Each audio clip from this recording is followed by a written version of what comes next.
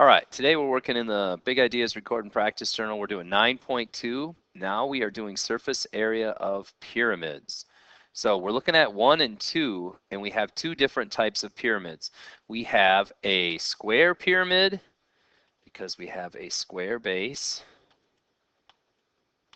And over here we have, it's a little hard to see, but it is a triangular pyramid. And it has a triangle for the base. You can kind of make out this piece right here is the triangle. Now, if you want to, you could actually look at it like you're looking at it from the sky. If it's a square pyramid, here's what it's going to look like. It's going to have a square base, and it's going to have 1, 2, 3, 4 triangles. If it is a triangular pyramid, it's going to have a triangle for the base. And it's going to have a dot in the middle. That's the point. And it's going to be 1, 2, 3 triangles. And this line there. So again, this is the top view.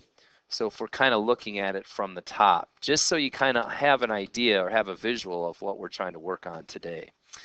Now, with surface area pyramids, I like to just break the shape down into what shapes make it up.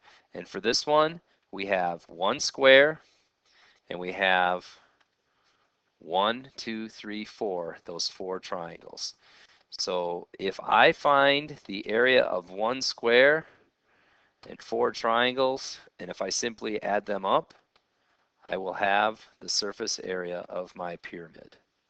So real quick, just to recap what a square would be, we've got 11 for the base, and because it's a square pyramid, we know if this side is 11 and it's a square, this side would be 11. If you multiply them, you're going to get 121. So that's the first thing. And I always try to start with the easiest thing, and to me, a square area is easier than the triangle area. Now, triangle area, we got to have a base and a height. Well, we know the base is 11, and we know the height is 14. Now, you may want to take 11 times 14 and then divide it by 2. But what I'm going to do, I'm going to go base 1/2 base times height. I'm actually going to cut 14 in half and get 7. I'm going to do 11 times 7. I'm going to get 77. So all of these 4 triangles are worth or have an area of 77. Now, if we want to find our surface area, all we have to do is add it up. Now, of course, if you want a shortcut, you could do 77 times 4. And you wouldn't have to add those up. But 77 times 4 is 308. 308 plus 121 is 429. And that would be centimeters squared. So it's a square pyramid. Its surface area would be 429 centimeters squared. Now, the triangular pyramid, it's the only thing that's different. Instead of having a square, we're actually going to have a triangle for the base. And then instead of having 4 triangles, we have to kind of go back to that top view. We're going to have 3 triangles. So 1 triangle is the base, and then we have 3 triangles. Now they give us enough information to figure out what our base times height would be. So let's do the base first. It looks like 9 is the base, and then 7.8 is the height. Now you really can't cut 9 or 7.8 in half without really making it too difficult. So I'm just going to go 7.8 times 9 divided by 2.